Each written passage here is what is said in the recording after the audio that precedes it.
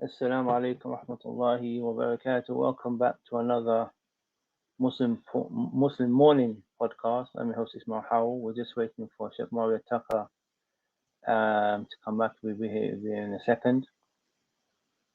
As a matter of fact, I'll just take the opportunity just to inform you guys of another meeting there, which is on Wednesday at 8 o'clock, where we have a Muslim community discussion. It's Wednesday at 8 p.m. It's on Zoom. So just watch out for the flyer and the Zoom code where you can log in. And it's there to actually discuss. We want to get some feedback from the Muslim community as to what's happening in the community, to see what solutions we can bring about. But it's an open discussion. If you've got anything you want to contribute, any issues that you want to share. We had the discussion last week, and one of the sisters brought up the issue of youth, that there is nothing really going on for our Muslim youth. They're really being let down in the fact that wherever youth facilities are there, it's generally run by non-Muslims. And while the activities may be fantastic, there's no real underlying moral guidance. So what is needed is our youth facilities, maybe connected to the mosque or maybe not connected with the mosque, that provide obviously physical activities, games and stuff like that, but also a underlying moral guidance, to protect our children from some of the ills that we find in society. We all know, those who have children, the damage that the mobile phone does, social media, the pressure to conform to social pressures. We know the damage it's having on all of our children, and we need something to really counteract that issue. And I think by getting our children to be out more, participating in activities, whether it be going to the countryside, playing football, whatever, the Muslim community does need to step its game up in regards to providing other activities for the Muslim youth, male and female. I think sometimes you always emphasize on the boys need to be busy, but I think also our sisters need to be busy as well. That's one of the issues that we came up with. There needs to be a push. Alhamdulillah, there are some masajid that are catering for the young people, mashallah, and I think that's it's a very good thing, very good step. But anyway, we'll discuss that again later on. We have our Sheikh back with us, Sheikh Muaawiyyah Tucker. Assalamu alaikum. Wa alaikum assalam wa rahmatullahi wa barakatuh. Sorry about that hiccup. No problem. Duty calls, unexpected. innit? Duty calls. Yeah, alhamdulillah. You got to do your thing, innit? So You had a busy morning, yeah? Okay. There we are. We are ready. Bismillah. We are ready. Put the volume up on the hand. Go for it. Jade, so last week, I think we finished on a very important issue, the issue of Tawheed, and its real meaning, its deep meaning, the conditions of La ilaha illallah, I think needs to be explained from the point that if this kalima, if this shahada is understood deeply, it's a means of protecting ourselves from falling into the ills of modernity. For example, the Muslim is generally under pressure. We talk about human rights. We talk about accepting, gender roles, the change of the woman's role. Except there's a lot of modern issues that the Muslims may feel inferior. But if they understand the Shahaadah, they understand the names of attributes of Allah, He's all-knowing, we should feel reassured in our deen. But I think sometimes we think Muslims we're on shaky ground if we don't have that qawl thabit, that understanding of the Shahada to ground us in our religion. So if you can maybe take off where you left off from last week and elaborate on how understanding the Shahada can protect us in our deen, in our religion, Sheikh. Okay, cool. بسم الله الرحمن الرحيم الحمد لله رب العالمين والصلاة والسلام على رسوله الأمين وعلى آله وأصحابه ومن تبعهم بإحسان إلى يوم الدين. Alright, so just a little caveat here. So this is one of the things that I think when it comes to the Salafiyin in the UK, and I'm sure in other regions as well,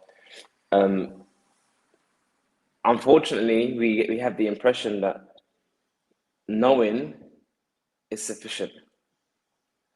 Mm-hmm. But the reality is there's a lot more going on than just knowing. Especially as it relates to Iman. So Iman, belief in Allah, that is internal, acknowledged, a part of you. That is not that can occur at very different levels of knowledge. A person can have a lot of knowledge or a little knowledge, but it doesn't necessitate Iman. It's definitely part of Iman. It definitely influences Iman, but it doesn't mean that by just having knowledge, one has Iman. And then sometimes I think with Salafis, and when I say Salafis, I only say that in regards to who our target audience is. I'm not talking to Hanafis. I'm not talking to Shia. Not that I'm not addressing them, but I'm saying that I'm just talking about from what's happening in our community and how we approach things. I think sometimes we oversimplify the solution. Let me give an example. I took the Shahada, became Muslim. I trod on the path of seeking knowledge, under the premise that with more knowledge comes more deen. Yes. The more I know, the more better Muslim I am. And I guess that's one.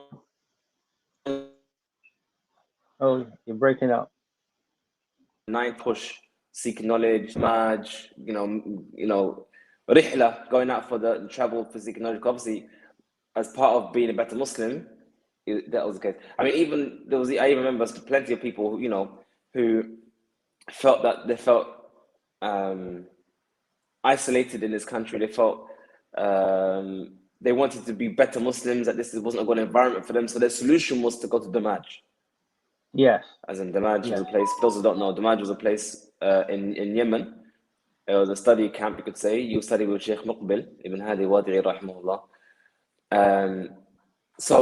But it was a place for knowledge to study, where it was taken as a place of hijrah, of living.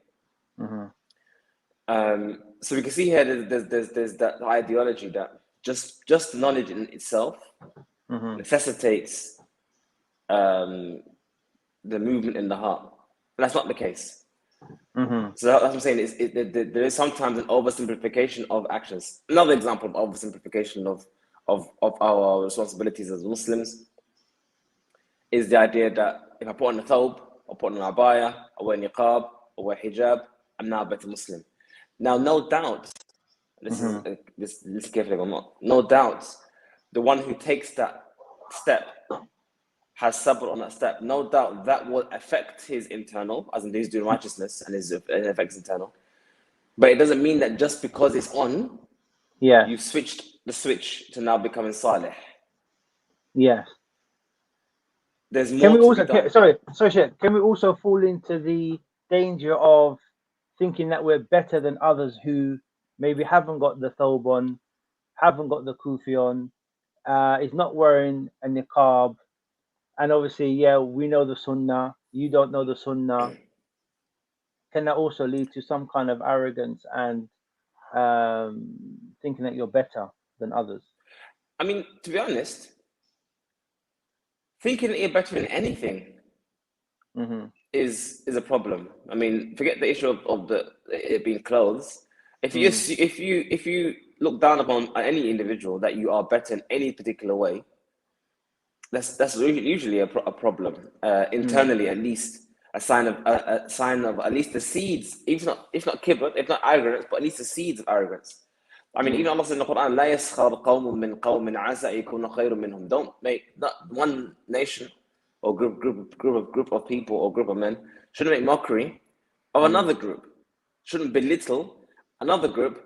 And then Allah said, عسى يكون خير منهم. Maybe they are actually better than you. Yeah. There's that humbleness in the ayah. Why are you trying to belittle someone when they actually may be higher than you? So a Muslim should recognize that as, maybe you've studied ilm, maybe you've sat down with Sheikh Fulan and Fulan and he's giving you tazkiyah, but it's possible that this miskeen, who you call miskeen, who can barely recite Fatiha, is a higher level of iman than you. And that's something as a true, when I say true Muslim, I don't mean to exclude those who don't do that, but a person who's generally reached and has acknowledged, internalized the religion of Islam in his heart and his head, would acknowledge that I don't know his hal, I don't know his ghaib, I don't know his internals. So it'd be stupid of me to assume that because of the thawb or because of the rihla tasadi or tadamaj that I'm somehow superior. And that's one of the trappings that, again, funny thing is, Ibn Taymiyyah mentioned that this level of arrogance and tafakhur occurs more with the ulama students' knowledge than the awam. Okay. And it's sometimes a bit more subtle because there's an element of tadlis iblis, isn't it? Where shaitan's deceiving you. Isn't you think you're on the journey of seeking knowledge? You think shaitan can't touch you because you're on the path of seeking knowledge, not realizing that shaitan's actually with you on that journey and actually messing up your intention while you're on that journey. So you think you're getting there. Yeah. But he's actually, if you can imagine this, the analogy, he's actually looking at your map. You got your map in your hand. You're looking at your map. You're getting directions, and he's actually adjusting the map. He's changing the map. So you think you're getting your destination, but you're going somewhere else. And I've seen him. Yeah. And I'm not saying that I'm excluded from this, but I'm saying I've seen myself. People have gone to Medina University one way, and have come out worse, and they think they are better. Yeah. When I say worse, I'm not judging them specifically, but I'm saying in terms of their behavior, they become more arrogant, they become more obstinate, and they do things that they would have never have done before. And I'll just give one example. No one knows this other than one or two brothers, because Zalepo is not exposed to anyone. But there was one brother, he was working abroad, and another friend of mine said, "Oh, he's working in the same place as me." I said, "Oh, mashallah, he's there. Mashallah, send my salams." And then he did, and then he came back to me and he was quite upset. I said, "What happened? What's going on?" And he said, "Oh, I gave the salams. I said, Muaawiyyah sends the salams." And his response was, "Khudhu, take it back." Now, I'm sure everyone listening to this will probably think to themselves, what? Why would anyone say, take your salams back? Let alone a graduate from the University of Medina, a graduate, someone who's graduated, spent years studying knowledge, has actually said to another Muslim, take your salams back. That same individual would never have done that before.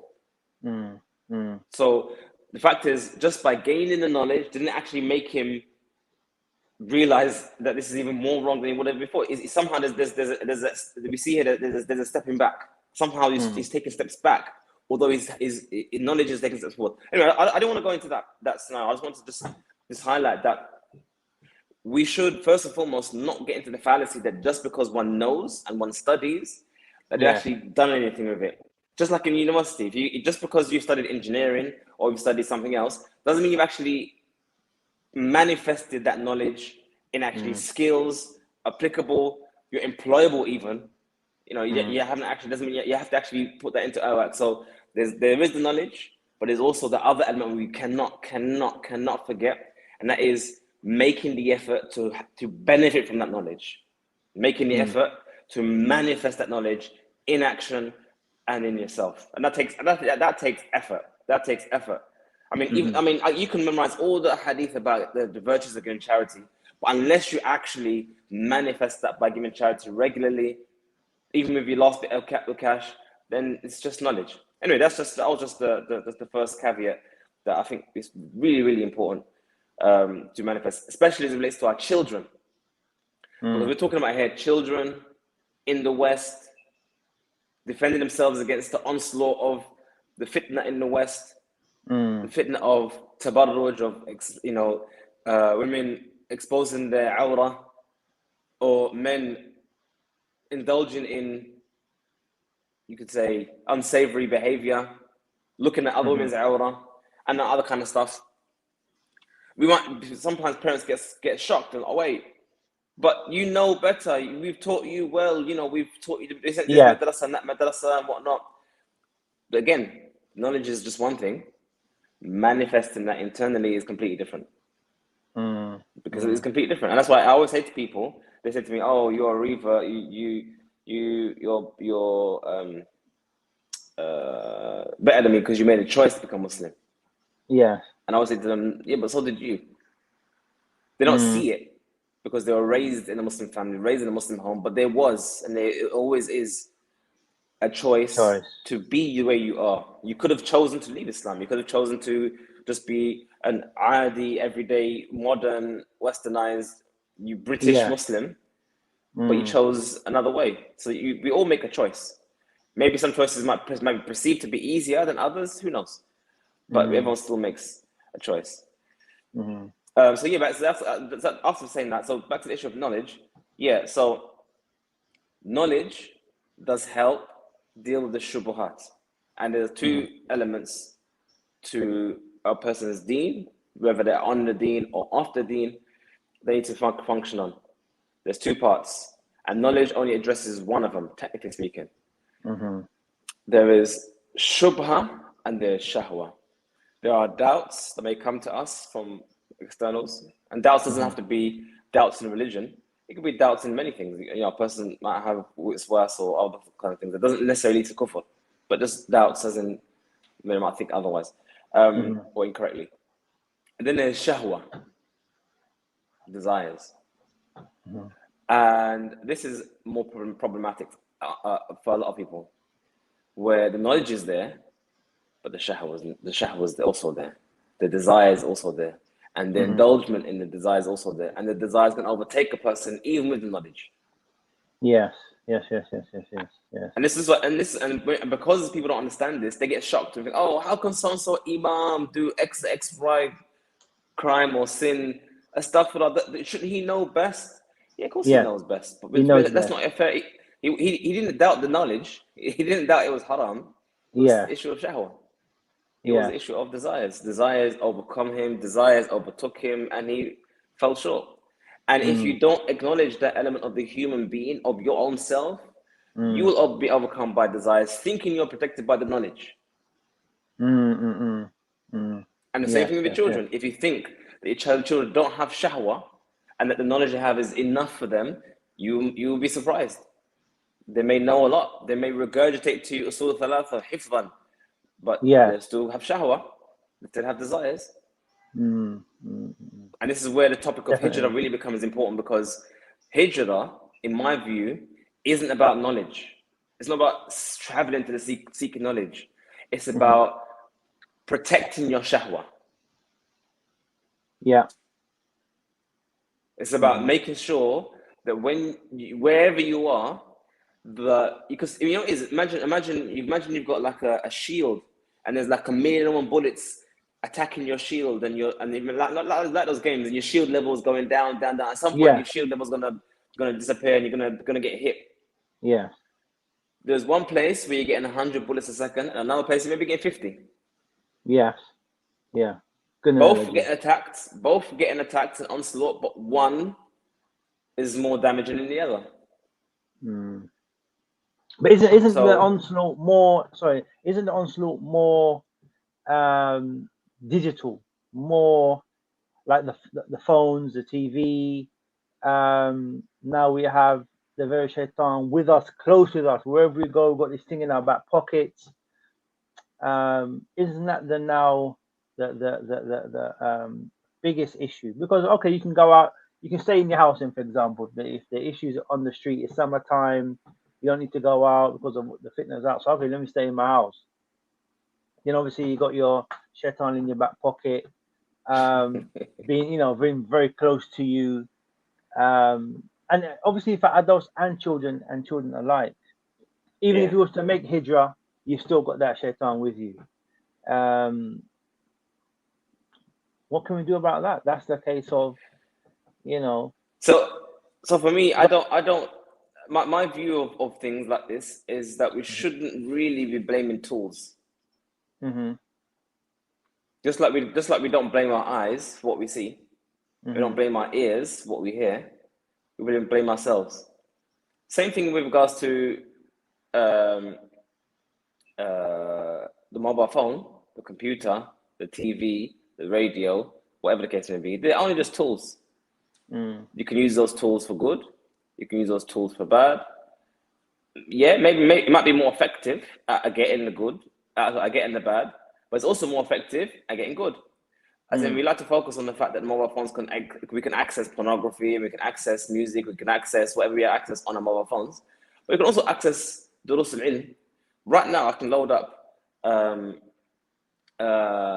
haram. I can look right now at the Kaaba. I mean, live. I can look at a live feed of the Kaaba on YouTube. So as much as we can access nonsense, we can also access righteousness. I can actually sit in the dars of the ulama in the haram from London. But so also, but my point is that we kind of know, obviously, that there's a situation with Facebook recently been exposed that they can influence your children, influence politics, that the digital age, they know each individual's weaknesses. And okay, I understand. We can't blame the tools. It's down to that individual. He's got to have put that barrier between himself and that evil. But also know in this digital age, they're able to send you certain information which is going to lead you to fall into haram. So irrespective of whether you make hijrah or not, you're gonna make hijrah. But you still have to understand what your battle is. That your battle is your own self. That you could go sit next to the Kaaba and still look at your phone on foolishness. You get what I'm saying? But I mean, again, it's your tools. As much as Facebook has the algorithm that that is very good at what it does, and ironically, the same algorithm that we complain about that is bad is actually used quite a lot for a lot of good. I mean, another good as when you put adverts for your durus and you want to target certain people, the same algorithm is used to help get your durus out there. So again, I don't like to blame the tools, and also just to highlight to people that what Facebook is doing isn't actually new. At the time of the Messenger of Allah, the Quraysh had their own algorithm. It was called Shi'r. They had poets who would make poems about Muhammad, and they will spread it, and then people, to the point where the Messenger of Allah, when he conquered Mecca, there were, I think, two poets who were known for slandering the Messenger of Allah and Islam, that everyone was forgiven but them two. Why? Why were they excluded from the Rahmah? Because of the algorithm they had. They had the algorithm. They had the influence. Yeah. So it's not new. I mean, it's new tech. It's a new way of doing things, but it's not new. We were able to get from Mecca to Medina by camel back, and a new tech came along when we have car. New tech came along when we have plane. But it's the same transportation, just more effective. So I mean, the reason why I'm saying this, by the way, not to belittle what was discovered, not to belittle the influence of the social media and how devastating and damaging it can be for children and so on and so forth. But it's so that people don't take accountability for their own actions. It's easy to say, oh, it's because of Facebook is why I am. Facebook messed me up. Listen, in the Quran, it will be said, show us the ones who misguided us and led us to hellfire. And Iblis himself and the shayateen himself, no, we didn't do nothing. We just said to you, and you listened. I'm bari. Inni akhafu Allah Rabbul Alameen. That's actually the very fear Allah, Lord of the worlds. So, Facebook can't make you pick up your phone and go and look at pornography. You are the only one who can make that decision. Anyone who says, that I was forced to and I was made to, you're deceived. Yeah. Own your actions, own your outcomes, and understand that if you want better outcomes, you're going to have to make better decisions, which requires sacrifice, which requires effort. And I guess, which is our topic here, it does require knowledge. So knowledge allows one to make better decisions, but knowledge can't force you to make that decision. So I can say to you, I want to make better, you can decide, I decide I want to make better decisions in life. That's a decision. And I need to get the tools to do that. The tools being the knowledge. Once I have the tools, now I need to use those tools for what I wanted to get them for. That makes sense? So it's a combination of the two. Pardon? I mean, you have to do something with that knowledge. That knowledge has a hack on you. Yeah, that knowledge has a hack on you. So if you don't implement the knowledge, there's no point. You just wasted it. Yeah. So again, we can say to ourselves, stay away from fitna as much as we can, but as long as we don't actually stay away from fitna, or don't actually make efforts to leave fitna, then it's just again useless knowledge in your head. And again, this is why, as much as it's very painful and challenging for people to even contemplate how would you even start, one should definitely start thinking about hijrah. To where, that's for you to figure out. When, that's for you to figure out. How, it's a big one. The how, that's for you to figure out. But the point is, it's not an impossibility. It's not something which is beyond the reach of everyone. It just requires the necessary sacrifice. And to be honest, if you really think about it, and this is again, bring it back to let's try and tie all things together. When I said to the beginning, I put on the thobe, I put on the abaya, I put on the niqab, I put on the gloves, I raised my clothes above my ankles. I made all the external acts. I've done all these external acts, but I'm still indulging in sin. I'm still doing the things I did before. I haven't completed the package. Because completing the package requires work. It requires sacrifice. It requires fighting the nafs regularly. And hijrah is no different, if not one of the greatest forms of that. So that's people say making hijrah is an easy thing to do, or just simple, just buy a ticket and decide where you want to go and just go. No. Even if you had the means right now and you had the money right now, pulling the trigger is so difficult. So hard. Yes. Because the longer, and this is the issue, the longer you stay in fitna, the longer you stay in the cesspit, the more difficult it is to smell how bad it is, and the more difficult it is to pull yourself out of it. It's like almost like quicksand. You're sinking more and more and more into it. That means when you actually have to finally come out of it, there's more effort to come out of it. There's more ties inside of it, and so on and so forth. Anyway, I don't know. Tennis listen to it, hijrah talk. But I'm saying that whatever. I think it's a very important point that to connect the amal salih, to connect the doing to the knowledge. Having the knowledge is not enough for iman. You have to have the amal salih to complete the picture. And that's why. Well, obviously, while we are struggling, you could say we are struggling. The level of expectation, we expect everyone to have knowledge, but do we expect everyone to be righteous and doing the tahajjud and making the hijrah and giving dawah and doing practical things? I mean, even the salah we recite, a lot of us recite very often our salah. Wala asr, innal insana lafi khusr. By asr, very mankind is in a state of loss. And I'll describe the word loss with the word khusran, which refers to financial loss. As in, you're not making profit, you're in loss. إِلَّا الَّذِينَ آمَنُوا, those who believe, وَعَمِلُوا الصَّالِحَاتِ, and do righteous deeds. وَتَوَاصَوْا بِالْحَقِّ وَتَوَاصَوْا بِالصَّبْرِ, and they encourage one another upon righteousness and encourage one another upon patience. If you just focus on those four things, we see all the pieces of the puzzle, and we can all probably even identify where we're going, what we're missing. Those who believe, which included in that is iman, so developing our knowledge and manifesting that in our internals, doing so with actions, righteous deeds, and then with da'wah, and then with sabr. So I think there's a lot of people who do da'wah. A lot of people go out there and do da'wah. and a lot of people make effort to learn and whatnot. But like I said, there's four pieces. There's the actions, and then there's the sabr. Why is the sabr? Why after? This is the question you should ask yourself. Why after all of what came before, iman, amal, da'wah? Why after all of that we have sabr? Because it is difficult. So it's difficult to maintain, difficult to persist in it, and sometimes even difficult to get started. Difficult. As I'm saying, this is the one needs to sacrifice. Before we move on, just one thing which happened once here in our center. A sister came in, and she was talking about various different topics about deen. And one topic came up. She said, she had a comment. Why is it since I became Muslim? I mean, I accepted Islam and become Muslim.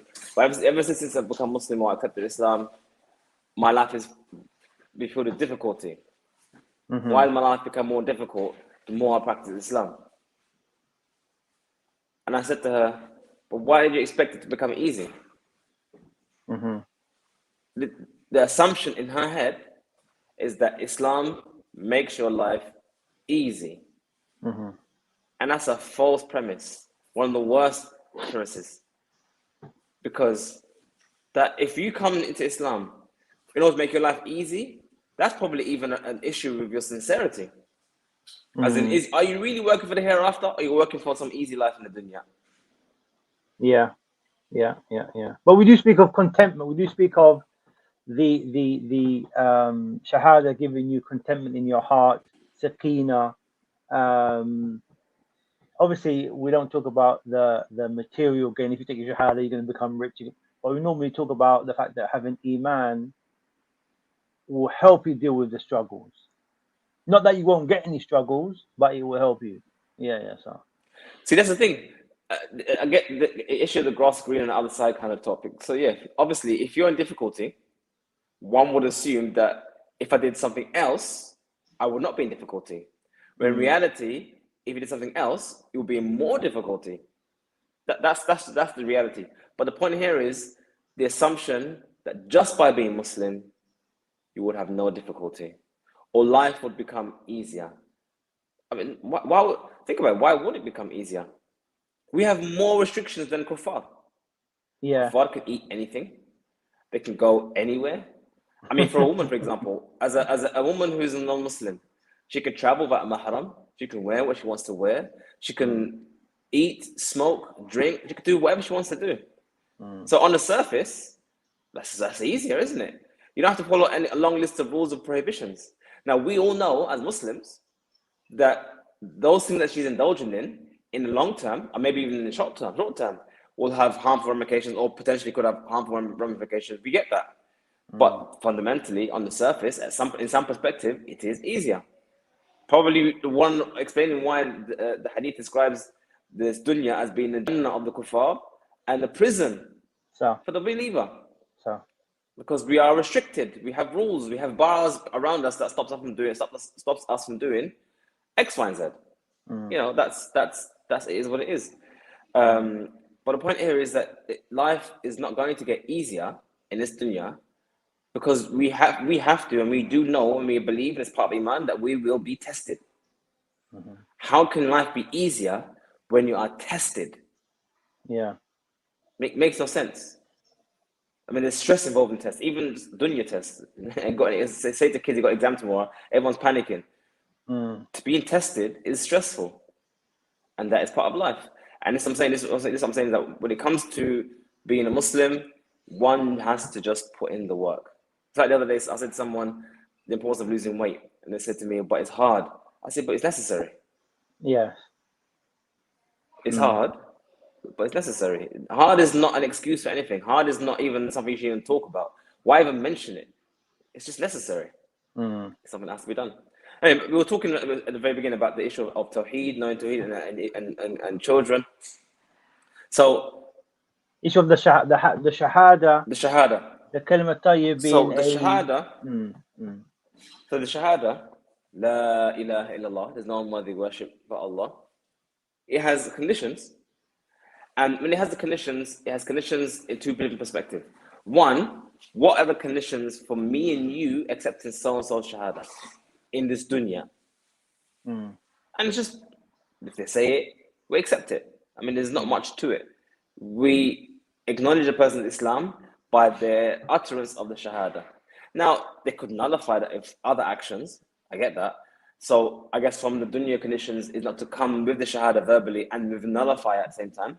I.e., if someone, for example, is committed kufr in shirk or whatnot, or openly denying Islam, and then they say the Shahada while still openly denying Islam, obviously that's a nullifier, obviously. But in this dunya, the utterance is enough for us to accept a person's Islam. Now, side note, if saying Shahada is enough to accept the Islam, should we require anything more? Should we require anything additional, extra, to accept the person's Islam and the person's sincerity for Allah's sake? Now, the reason why I asked that question is because of something that happened a while ago now, probably still going on. I have heard some hama that is still about, but this idea that someone's clear or not clear. Okay. Do you have to prove that you're upon the Sunnah or not prove the Sunnah? Why? It's sufficient that you say you're Muslim and you follow it up with righteous deeds. We hope good for them, and leave it be. If you want to do something extra, married and do business, then obviously you do your due diligence. Ask for CV, then it's necessary to. But beyond that, as everyday dealings with Muslims, we deal with Muslims as Muslims, because that's all that was ever required. La ilaha illallah. Muhammad Rasulullah. That's that one. However, what about the conditions for it to be accepted with Allah? Knowing these conditions, absorbing these conditions internally becomes very, very important for a Muslim. Because if they say La ilaha illallah and other Muslims accept the Shahada, what really matters to us? If you, Ismail, accept my Shahada, or if Allah Himself accepts my Shahada. This is what really matters. And with that now, there are more additional conditions. And these conditions, the reason why they are not dunyawi conditions is because they are mostly internal. As in, we would never know, generally speaking, a lot of these conditions. Something which only Allah can judge about these conditions. And Muhammad Abdul Wahhab mentioned 7 of them.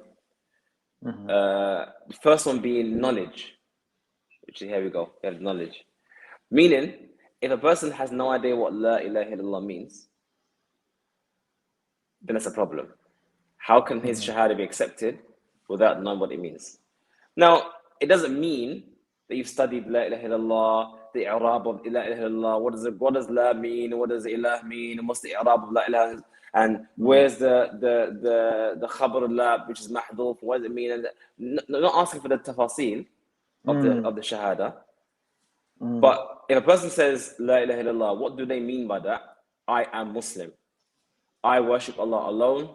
I don't worship anyone else besides Allah. That's an understanding that they must know. Yeah. So if a person says La ilaha illallah, but as far as they're concerned, they didn't even know that it's even attached to Islam.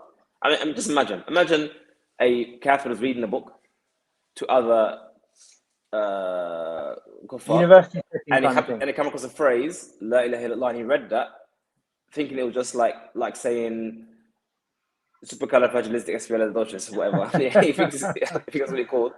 Yeah. It doesn't make him Muslim because he has no knowledge of what it means.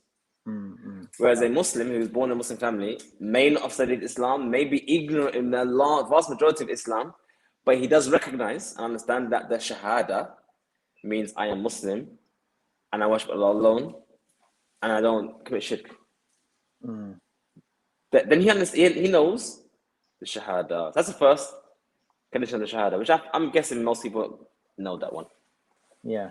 Then we have yaqeen.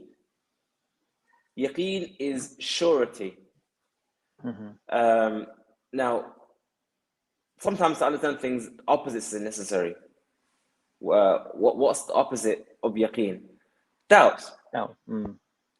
So a person says the Shahada, but actually does not know for sure if Allah is worthy of worship, or if there are other gods besides Allah. And they're wondering to themselves, well, maybe Jesus is the Son of God, and maybe I don't. They are, if they have shak, if they have doubts, if Allah is worthy of worship alone, that's a nullifier of a person's iman. So at this level, at this stage now, it becomes incumbent upon a Muslim to have surety in that. And the only way you can have surety, again, this is the affair of the knowledge of the head, ilm, is to gain that knowledge, gain that surety, which that does now require a bit more knowledge, a bit more study than just the surface study. Imagine a person born, like when I was a Christian, I was raised as a Christian. It never occurred to me to ever be anything else. It was like who I am. It was as much as me as my name was. It was never something you would ever consider to be something else. Until someone came to me with Islam. And then it was like, oh, wait, there's something else? Then you start thinking, why is there something else? And what do they say and whatnot? And you start contemplating, well, what if that that is true or not true? Yeah. That's now we're talking about shak. And obviously at that time, shak in Christianity was a good thing. It was a good thing, led to Islam. Alhamdulillah. But at the same time, for a Muslim who's raised as a Muslim, if without knowledge, that same shak could attach to them. I mean, look around and say, wait, we have Western countries, they've got all the technology, they've got all the money, they've got all of this. Yes. Why is it Maybe there's a reason why they have that. Maybe there's a reason why they have all this stuff. Yes. With knowledge, you would understand that wealth doesn't amount to much. I mean, the Quraysh had more money than Mr. Allah at some point. The Rum and the Majus, they had more money than the Arabs at that particular time. So having more money doesn't necessarily mean anything. Or they might say, for example, look at the state of the Muslim countries, look at the leaders that we have. If we was on the haqq, if Islam was true, then we'll be in a better position. Yeah, which is false logic. But the point is, again, that knowing it's false logic comes with knowledge. Comes with knowledge. So that second condition of La ilaha illallah, you can see it does require knowledge. You have to know about Islam in order to be able to address the shubuhat, the doubts. We must say there's two things: there's doubts and there's desires. To deal with the doubts, we have, and to gain that yaqeen, that comes through knowledge and study. That's actually why i'rad, or willfully turning away from Islam, is actually a nullifier of Islam, because the person has no interest and doesn't want to know about Islam. Then he's advertising, he's acknowledging, I don't care. So he doesn't want, he's not interested. Anyway, so we have second one, which is yaqeen. Then we have ikhlas, sincerity. Just be sincere. Are you genuine in your shahada? Do you really want to be Muslim, or is there something else involved? Do you want to only say that from dunya? Sincerity, ikhlas. Opposite of that is shirk. So apart from the shahada is to leave off shirk, basically. To leave off shirk. And I remember when I was in college, there was someone I knew who was a Hindu. And they had, probably still do, a lot of reverence for Krishna, to the point whereby if there was a picture of that geezer, Krishna, they would feel awe and submissiveness to this image of this geezer. So for them to leave that and come to Islam and say the Shahada, that requires kufr bit taghut, that requires rejecting that image, rejecting that individual, and removing whatever internal was going on in their heart towards this image. Ikhlas. That's part of ikhlas. The fourth condition of La ilaha illallah is truthfulness.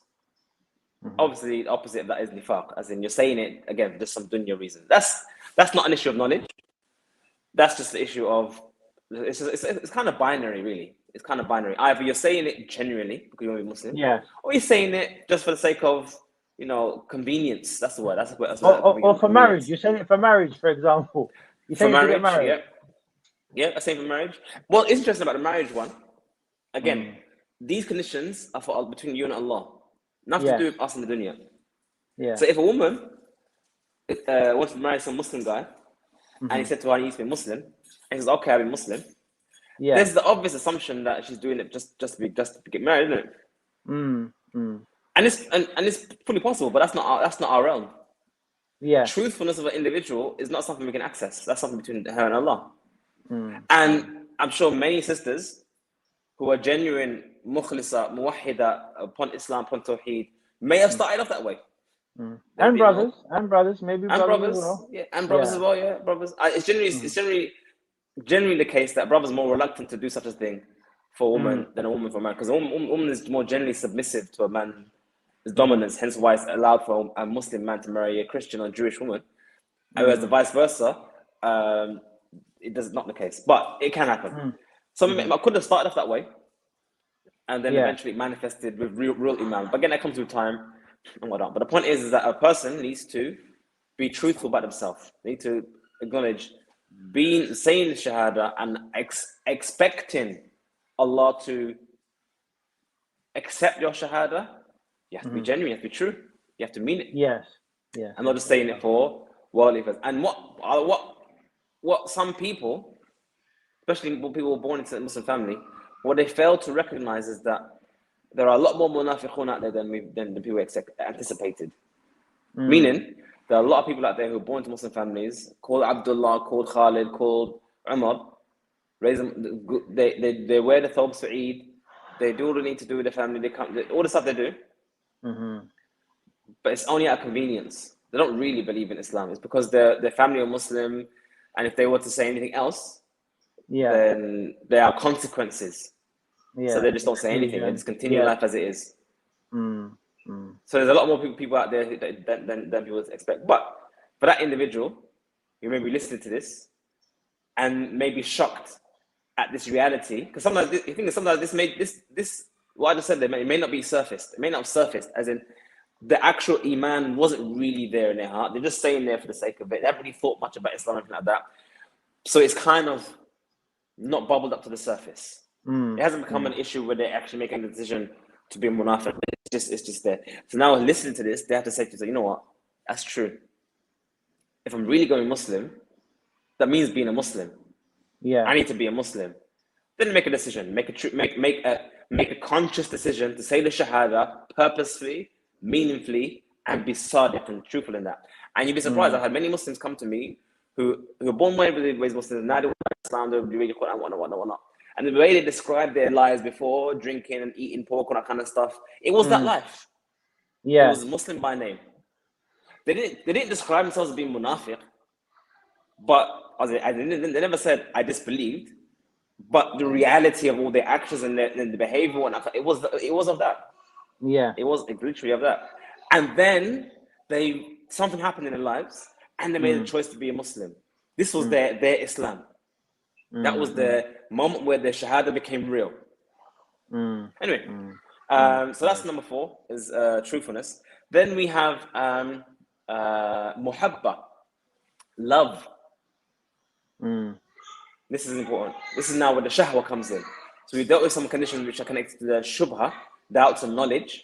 Now we start touching upon things to do with the internals, the hearts. And one of them is muhabba, love. One must love the Shahada and love what the Shahada entails. Love what the Shahada means for them in terms of their actions and their beliefs, and not hate it. What does that mean? It means that if we see Islam, not Muslims, I mean Muslims as well, but if they see Islam specifically victorious, they love this. And if they see Islam harmed, they hate this. And from the signs of a munafiq is that when they see Islam victorious, they hate it. And when they see Islam harmed, they love it. So muhabba is important. What examples of this manifest in? When we hear of certain Muslim countries banning niqab, they love it. What does that mean? They are loving Islam being suppressed. They don't really love what the Shahada entails. Now, some may argue, but who said niqab is part of Islam and blah, blah, blah. This is Arab culture and blah, blah, blah. No, bro. Yeah. The ikhtilaf in the ulama is only whether it is wajib or sunnah. Yeah. So. Not whether or not it is part of Islam or not part of Islam. It's always been a part of Islam. Hence why the Messenger of Allah sallallahu alaihi wasallam specifically mentioned not to wear niqab during Hajj and not to wear the gloves during Hajj. So how would you even say it's just Arab culture? Why? Anyway, moving on. The point is not that. The point is specifically, just simply, that if a person loves Islam, or the Shahada, sorry, and loves what the Shahada entails and means, then that's one of the conditions fulfilled. And that means every part of Islam, including the parts that are difficult, like jihad, actually going out, defending your country, is difficult. But you love it. You love that Islam is defended. You love this element of Islam, even if you don't really want to die. I mean, that's also, sacrifice. What comes to mind is there is a preference for so-called secularism. You know, when some Muslims say, okay, we want to be like the West, we want to be modern, and they think the solution is separating Islamic law from the government. Like, we need to be like them. That in itself is like, well, okay, well, now Islam is a bit old, isn't it? Like, we've got barbaric laws. These kind of thoughts goes against the Shahada, goes against that. Well, they have a preference for modernity. They have a preference for, oh, we need to develop. Okay, there's the religious law, which has nothing to do with whether you have a car, mobile phone, satellites, nothing to do with the development of technology. It's got to do with your moral code, who you worship. I mean, anyone listening, just ask themselves a question. Just ask themselves a question. If you want to implement democracy or socialism or secularism or whatnot in your country, then exactly how much do you love the Shahada? Because as far as I'm aware, anything you love, you want it everywhere. You want it for everyone. I mean, for example, you know how much I love Bitcoin. I'm always talking about Bitcoin. So I want it everywhere, bro. I want everyone to use it. I want to get paid in it. I want to pay my bills in it. I want it for everything because I love Bitcoin. If you love Islam, you want it everywhere. You want it for everyone. You want it everywhere. So what person can consciously, actively say, I love the Shahada and what it entails, but I don't want it in my life. I don't want it in my government. I don't want it in my household. So then how much do you really love the Shahada or not? Which brings us to number 6, which is inqiyad, submission to its rules and its dictates. Again, an issue of shahwa. There was a debate recently, and Rob was telling me that and one of the atheists got destroyed basically, and the atheists in the forums are discussing Islam and amongst themselves. And one of the biggest issues they had wasn't actually about theism, believing in God. It was about being told what to do. Yes. Why should I have to follow these rules? That was actually their problem. It wasn't whether or not God existed or not, although that's what they used to justify their argument. It was, I want to live the life I want. Why should I be told what to do? It's just that they were honest with themselves. Those atheists were honest with themselves. They didn't want to submit themselves to Allah's rule, so they left Islam, or they didn't accept Islam. Not left it, they accept Islam. What we have today, unfortunately, Muslims who say they're Muslim, and they are Muslim because they said they're Muslim, but they don't want to accept the Sharia. They don't want to submit to the Sharia. Why should I have to wear hijab? Why should I have to grow my beard? Why should I have to do this kind of stuff? So they have this ra'iha, they have this smell, this stench, which is with the kuffar have. They're bain or bain. They're behaving like this, but they want to be over here. Yeah. Whereas the condition of the Shahada is submission.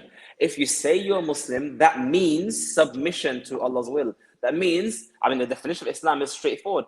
الاستسلام لله بالتوحيد والانقياد له بالطاعة والبراءة من الشرك وأهله. So it means to submit to Allah with monotheism, and to submit oneself in obedience and disassociation from idolatry and its people.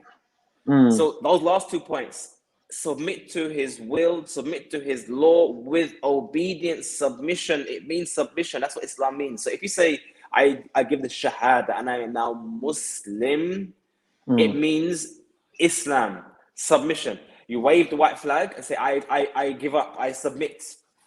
I'm now within that remit. I'm now within that law, that system. And that is a condition of the Shahada. Now, that doesn't mean that someone who's sinful is not Muslim. Because he does submit. Yeah. He just disobeys. There's a difference between not submitting and disobeying. I know I shouldn't do this, but I'm doing it because I'm just miskeen. I just want that, whatever it is, the sin it is. Yeah, I get it. Not submitting here, saying I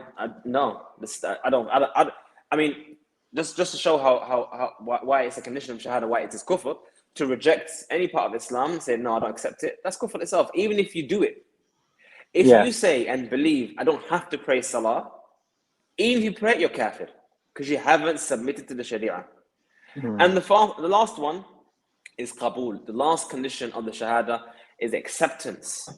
And opposite that is rejection. And that's quite straightforward. Again, it's a bit of a binary one, like truthfulness. Think of Quraysh. Quraysh, they either accepted the Shahada or they rejected it and said, I don't accept it.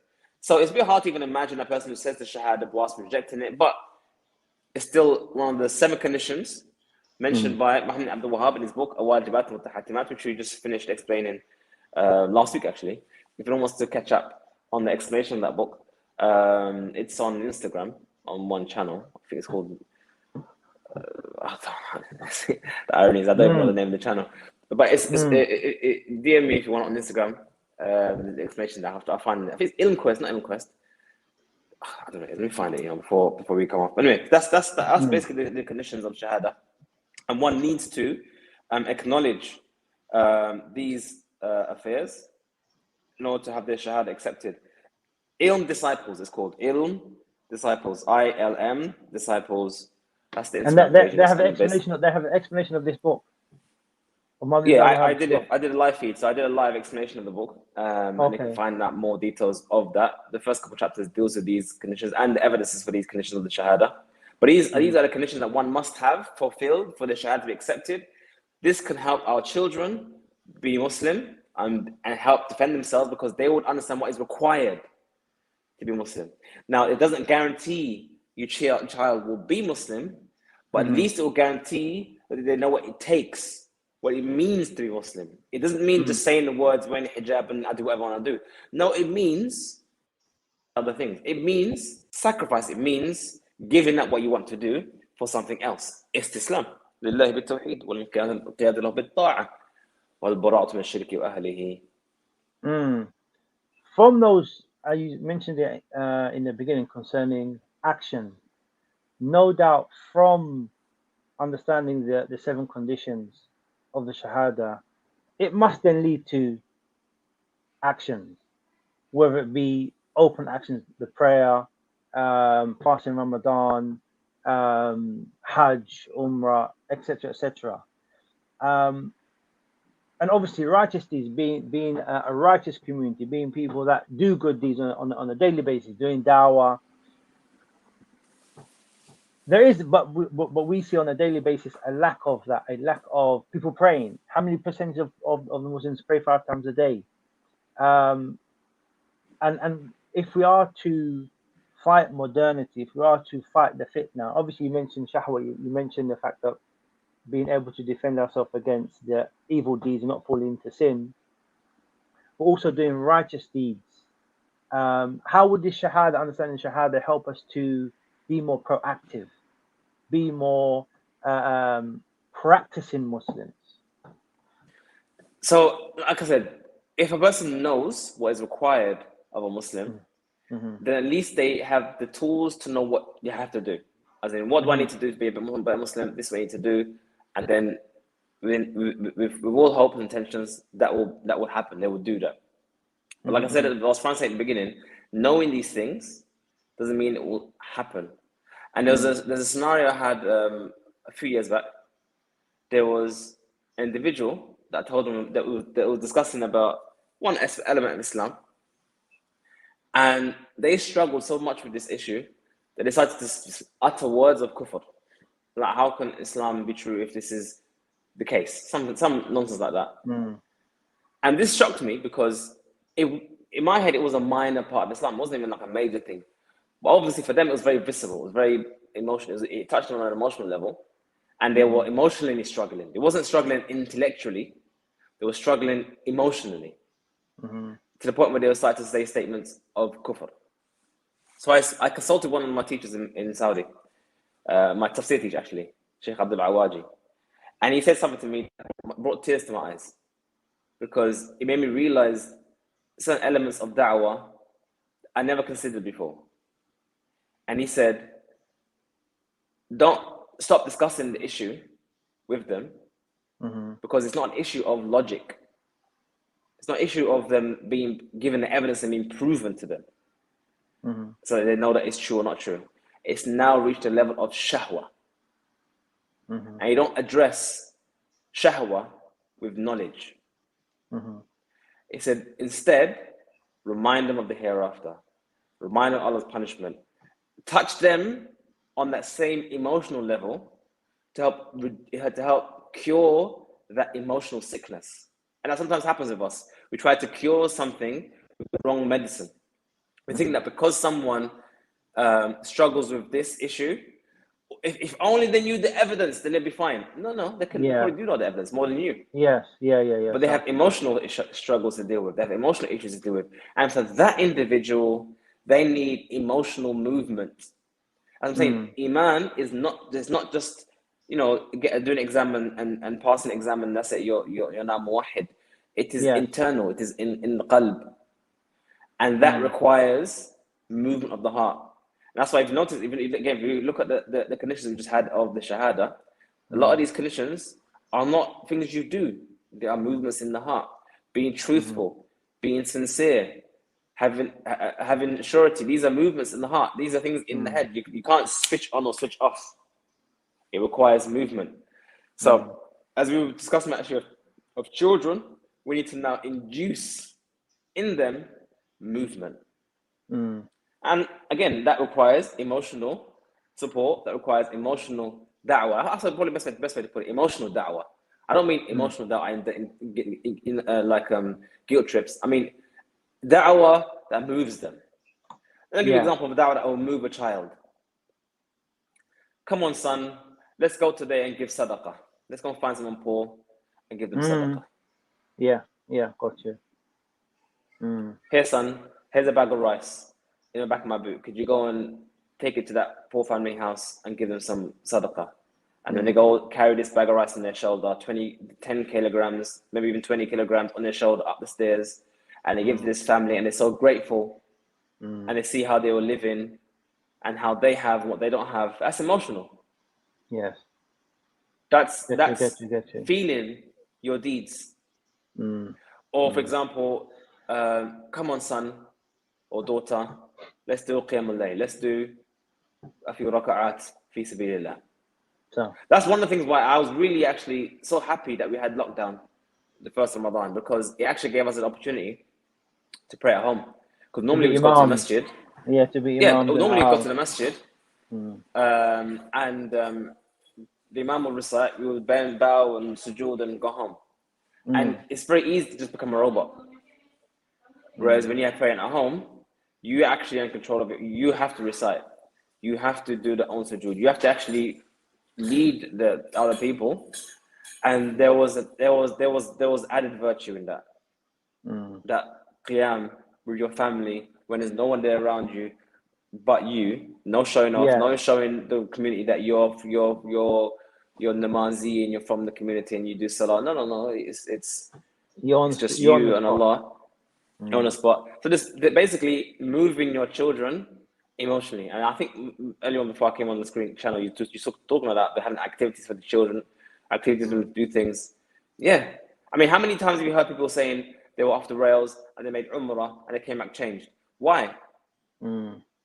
That Umrah physically moved them emotionally. It wasn't a switch.